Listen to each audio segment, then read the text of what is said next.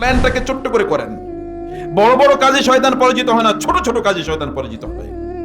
রাসূলুল্লাহ সাল্লাল্লাহু আলাইহি ওয়াসাল্লাম বলেছেন, ইয়াকুম ওয়া মুহাক্কারাতিজ যুনুব, তোমরা ছোট ছোট গুনাহগুলোকে ভয় পাবা, এই ছোট গুনার ফাঁকি দিয়ে শয়তান তোমাদের মধ্যে ঢুইকা শেষ করে দেয়।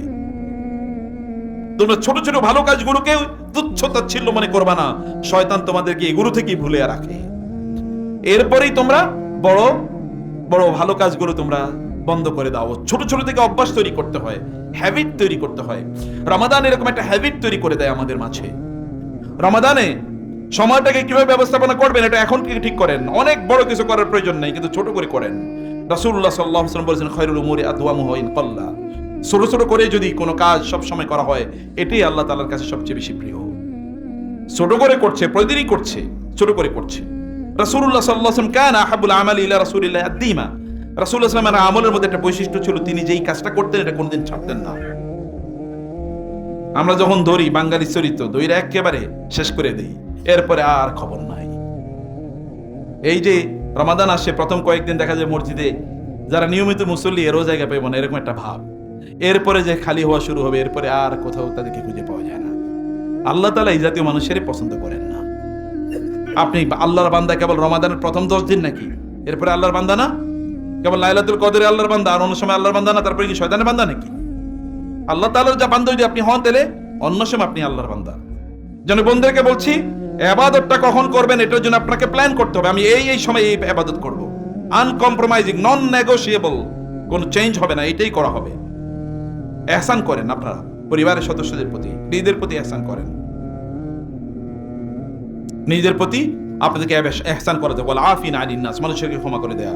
এবং ওয়াল্লাযিনা ইযা ফাআলু ফাহিশাতান আও যালামু আনফুসাহুম যাকারুল্লাহ, অতীতে যত অন্যায় করেছে, এই রমাদান মাস গোল্ডেন অপরচুনিটি, এটাকে নষ্ট করে দেবেন না। আল্লাহর কাছে বলুন, আল্লাহ আমি এই অন্যায় করেছি, তুমি আমাকে মাফ করে দাও।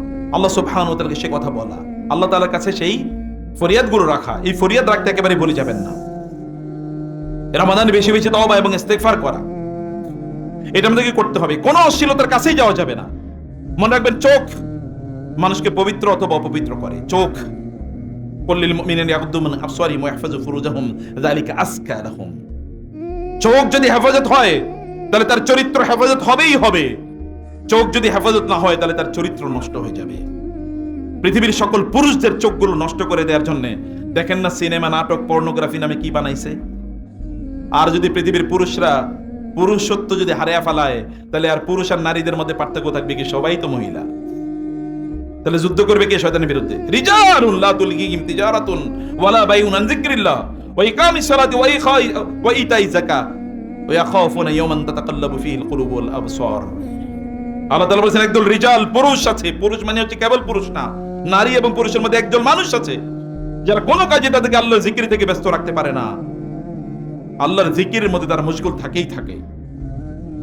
আল্লাহর জিকিরের মধ্যে তারা মশগুল থাকেই থাকে। প্রিয় ভাইরা, সব যদি চরিত্র এরকম হয়ে যায়, তাইলে দুনিয়া চালাইবো কারা? এই কারণেই তো এখন দেখেন না, কাফের মুশরিকরা আমাদের উপর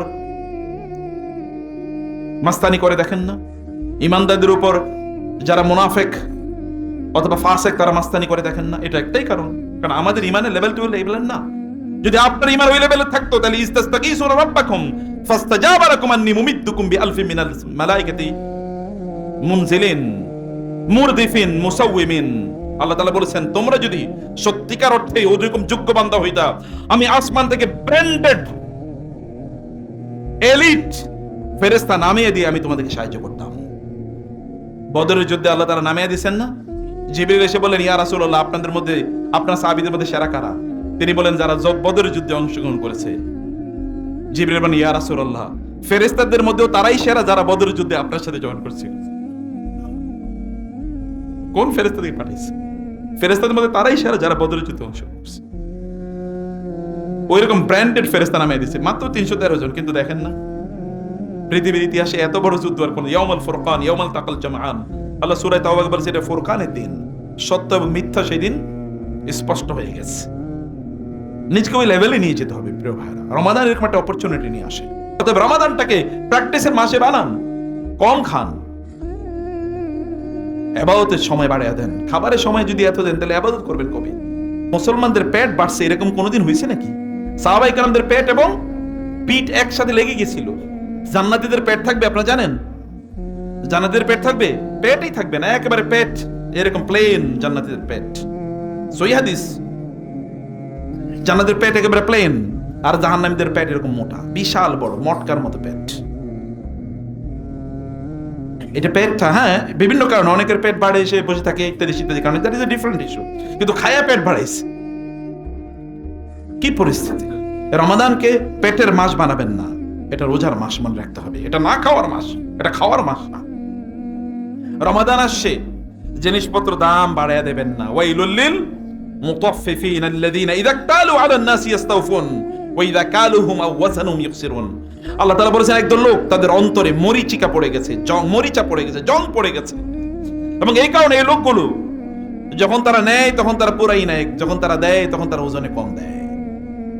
জিনিসপত্রের দাম বাড়াবেন না। এই রমাদানে যারা রোজা রাখবে তাদের কি শাস্তি দিচ্ছেন আপনারা? যারা ব্যবসায়ী সাবধান হয়ে যান, যারা ব্যবসা করছেন তারা সাবধান হয়ে যান, খবরদার। এবং যারা আপনারা ব্যবসাকে সাপোর্ট করছেন আপনারাও সাবধান হন। বলে কিভাবে সাপোর্ট করি? বাজারে যাবেন, পণ্য লাগবে 1 কেজি, অন্য মাসে লাগতো 1 কেজি, এই মাসে কিনতেছেন 2 কেজি, এই মাসে তো কিনবেন আধা কেজি। এটা তো রোজার মাস, এটা কি খাওয়ার মাস নাকি? এটা কি রোজার মাস না খাবার মাস? রোজার মাস। রোজার মাসে খায় বেশি না খায় কম? খাওয়া তো কম হওয়ার কথা, তাহলে খায় বেশি কিভাবে? বাজারে শর্ট পড়ে কিভাবে? বাজারে তো এখন জিনিস অ্যাভেলেবল থাকবে, আপনি দ্বিগুণ কেনেন। আল্লাহ রাসূল বলেছেন, শাহরুল মুআসাত, এই মাস হচ্ছে আমরা গরিবরা না খেয়ে থাকার কারণে তার যে কষ্ট হয়, এই কষ্টটা অনুভব করার মাস। আর আপনি ইফতারিতে এমন খাওয়া খান যে আগামী 2 দিন না খেলেও ক্ষুধা লাগবে না। এটা কোন মুসলমানের কাজ? এটা কোন মুসলমানের কাজ? রাসূল বলেছেন, ইয়াকুল বুতুন, পেট ভরে খাওয়া থেকে তোমরা দূরে থাকো। পেট ভরে খাওয়া এটা মুনাফিকদের কাজ এবং কাফেরদের কাজ।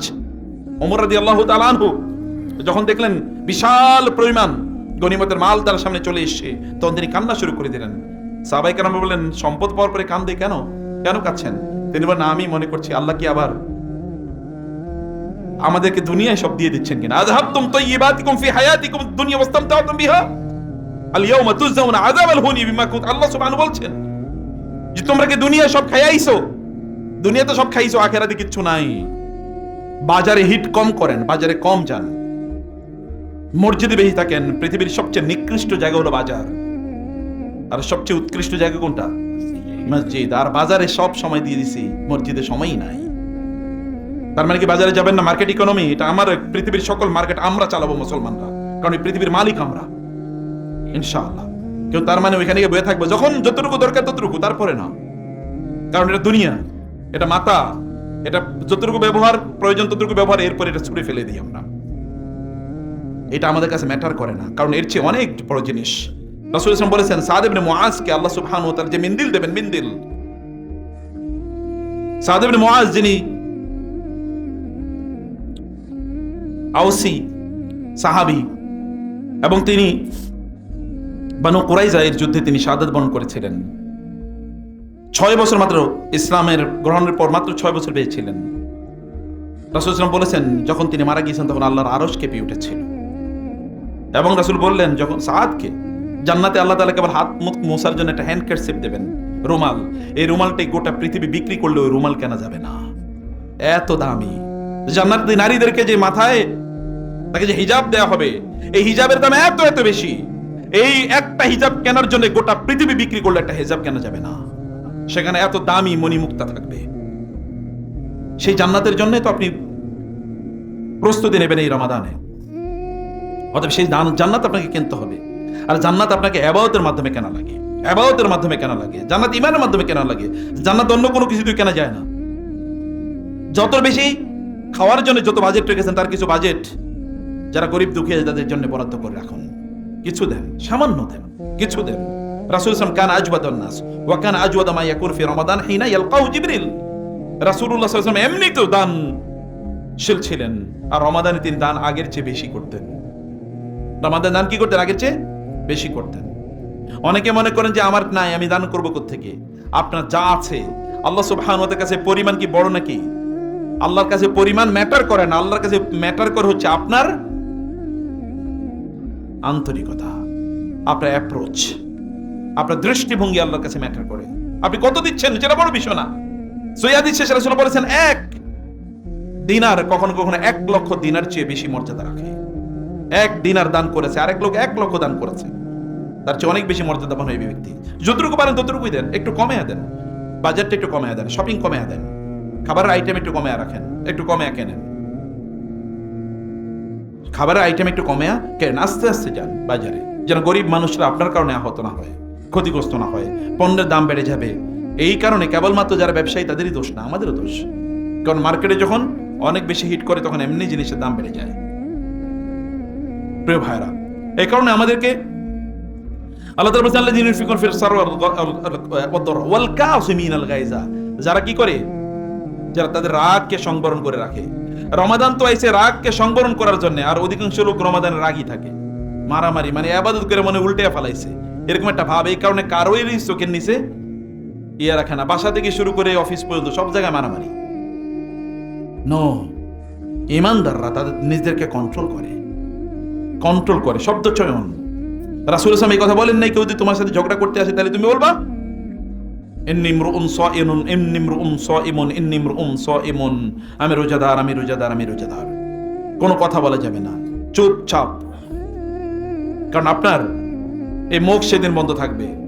আল ইয়াউমা নাখতিমু আলা আফওয়াহিহিম ওয়া তুকাল্লিমুনা আইদিহিম ওয়া তাশহাদু আরজুলুহুম বিমা কানু ইয়াকসিবুন ইন্নাল সামআ ওয়াল বাসারা ওয়াল ফুআদা কুল্লু উলাইকা কানা আনহু মাসউলা ওয়া ক্বালু লিজুলুদিহিম লিমা শাহিদতুম আলাইনা ক্বালু আনতাকানা আল্লাহুল্লাযী আনতাকা কুল্লা শাই। সেদিন আপনার মুখ কথা বলবে না, আপনার ত্বক কথা বলবে, স্কিন কথা বলে উঠবে, সেদিন কথা বলবে পা, সেদিন কথা বলবে হাত, সেদিন ইন্না সামা ওয়াল বাসারা ওয়াল ফুয়াদ, সেদিন আপনার কান এবং আপনার চোখ এবং আপনার অন্তর সবকিছু নিয়ে সেদিন কুল্লু উলাইকা কানা আনহু মাসউলা, প্রত্যেকটা জিনিস নিয়ে সেদিন আপনাকে প্রশ্ন করা হবে, কি করছো বলো, এগুলো কোথায় ব্যবহার করছো, এগুলো ব্যবহার কমিয়ে দিতে হবে। প্রিয় ভাই, লাস্ট যে নসিহতটি আপনাদেরকে বলবো তা হচ্ছে রমাদান, শাহরু রমাদান আল্লাযী উনজিলা ফীহিল কুরআন, এটা কোরআনের মাস। রমাদান আসবে আর কোরআনের সাথে আপনার সম্পর্ক নাই, এই রমাদান কোনো কামে লাগবে না, এই রমাদান কোনো কাজে লাগবে না। রমাদান মানে কোরআনের মাস, কোরআনের সাথে সম্পর্ক বাড়িয়ে দেয়া। রাসূল সাল্লাল্লাহু আলাইহি ওয়াসাল্লাম রমাদানে এমনিই তো কোরআন তেলাওয়াত করতেন, এমনি তো সারা রাত তিনি নামাজ পড়ে। রমাদানের শেষের দশকে তিনি কোনোদিনই ঘুমাইতেন না, রাতের বেলা কোনোদিনই ঘুমাতেন না, পরিবারের কাউকে ঘুমাইতে দিতেন না। আর রমাদানে এমনিতে তিনি কোরআন তেলাওয়াত করতেন সারাদিন রাত। জিবরিলের সাথে তিনি রমাদানে কোরআন শুনাইতেন, মুদারাসা, জিবরিলকে তিনি শোনাতেন, জিবরিল তাকে শোনাতেন। সুবহানাল্লাহ, কি অসাধারণ! অথচ কোরআন তার উপর নাযিল হয়েছে, জিবরিল তিনি শোনান, তিনি আবার জিবরিলের শোনান, জিবরিল আবার তাকে শোনায়। ফায়ুদারিসুল কোরআন, রমাদানে কোরআনের সাথে সম্পর্ক বাড়ান প্লিজ। কোরআন বেশি বেশি শোনেন, কোরআন তেলাওয়াত শিখেন, কোরআন তাদাব্বুর করেন, কোরআন বোঝার চেষ্টা করেন, কোরআন বোঝার চেষ্টা করেন, কোরআন বোঝার চেষ্টা করেন। রমাদানের চরিত্র তৈরি করেন, জামাত ছাড়া নামাজ নাই। রমাদানের চরিত্র কি? জামাত ছাড়া নামাজ নাই, এই চরিত্র করতে হবে, বুঝতে পারছেন? রাজি তো নাকি? রমাদানে রোজা জামাত ছাড়া কি নাই? নামাজ নাই। জামাতে নামাজ আদায় করতে হবে, পুরুষের জন্য মসজিদে, আর যদি মসজিদে কোনো কারণে আসতে পারে তাহলে ঘরে কমপক্ষে জামাত করবেন। যদি না আসতে পারেন, লিগ্যাল কোনো রিজন না থাকলে ঘরে পড়তে পারেন। আর লিগ্যাল যদি রিজন না থাকে তাহলে ঘরে নামাজ পড়লে নামাজ হবে কিনা এটা নিয়ে সন্দেহ আছে। একা একা পুরুষরা নামাজ যদি ঘরে পড়ে, পুরুষের তো ঘরের মধ্যে সকাল মানে দিনের বেলা কাজ নাই, তার কাজ বাইরে, সে দিনের বেলা রাতের বেলা ফিরে আসবে তার বাসায়, বিকালে ফিরে আসবে তার বাসায়। অতএব মসজিদে যাবেন, মসজিদে গেলে আপনি পুরুষ হবেন, আপনি পুরুষ হবেন তাইলে। এবং রমাদানে অন্য যে ইবাদত গুলো আছে, রাতটাকে, রমাদানের রাতটাকে আপনার জীবনের সেরা রাত বানাবেন। প্রত্যেকটা রাত স্মরণীয়, যেন প্রতিদিন আপনি ফিল করেন যে আপনার ঈমান বাড়তেছে। ঈমান যে বাড়ে, এটা কি ফিল করা যায় কিনা বলেন তো? কখনো কখনো দেখবেন আপনার এত ভালো লাগতেছে, মনে হচ্ছে আপনি দুনিয়াতে জান্নাতে আছেন, এরকম কখনো কখনো মনে হয়। যদি আপনি দুনিয়াতে জান্নাতে আছেন, এই ফিল যদি না করতে পারেন, তাহলে আল্লাহর কসম আখিরাতে জান্নাতে যাবেন এটা বিশাল সন্দেহের ইস্যু, এটা সন্দেহের ইস্যু। দুনিয়াতে যদি জান্নাত ফিল না করেন, আখিরাতে জান্নাতে যাবেন, আই ডাউট ইট, এটা অসম্ভব। কারণ যে ব্যক্তি আল্লাহর কথা স্মরণ করে, আল্লাহ জিকির করে, আল্লাহ তাআলা তাকে দুনিয়াতে জান্নাতের ফিল দিয়ে দেন। দুনিয়াতে রাসূল সাল্লাল্লাহু আলাইহি ওয়াসাল্লাম বলেছেন না বেলালকে, বেলাল আকিমিস সালাত আরিহনা বিহা, বেলাল মন খারাপ, নামাজের ব্যবস্থা করো, আমি নামাজে দাঁড়াইলে আল্লাহ তাআলা আমার মন ভালো করে দেন। মন খারাপ, আমি নামাজ দাঁড়াইলে মন ভালো হয়ে যায়। মন খারাপ কোরআন তেলাওয়াত করলে মন ভালো হয়ে যায়। মন খারাপ কোরআন তেলাওয়াত শুনলে মন ভালো হয়ে যায়। এটা তো এরকম, একজন ইমানদারের অবস্থাটা এরকম, আর তার অন্তরটা তৈরি করা হয়েছে এভাবে। আল্লাহ জিকিরই কেবলমাত্র তার অন্তরের প্রশান্তি তৈরি, সে জান্নাত ফিল করে। অন্য কোনো জিনিস তার মধ্যে কেবল আগুন জ্বালায়, দুনিয়া তার মধ্যে আগুন জ্বালিয়ে দেয়, লোভ তার মধ্যে আগুন জ্বালায়, সম্পদ, সম্মান, ক্ষমতা, ফেসবুক ফলোয়ার, ইউটিউব ফলোয়ার ইত্যাদি সবকিছু তার মধ্যে আগুন জ্বালায়। ওই আগুন নিভানোর মতো না, কিন্তু আল্লাহ জিকির ওইখানে কি করে দেয়? পানি ঢাইলে ওইটা একেবারে শান্ত করে দেয়। এরকম ভাবে রমাদানটাকে আল্লাহ তাআলা যেন আমরা উদযাপন করতে পারি, সেই তৌফিক আমাদেরকে দান করুন। আল্লাহুম্মা আমিন। আকুলু কওলি হাযা ওয়াস্তাগফিরুল্লাহ লি ওয়া লাকুম ওয়া লিসাইরিল মুসলিমিন ফাস্তাগফিরুহু ইন্নাহু হুয়াল গফুরুর রহিম।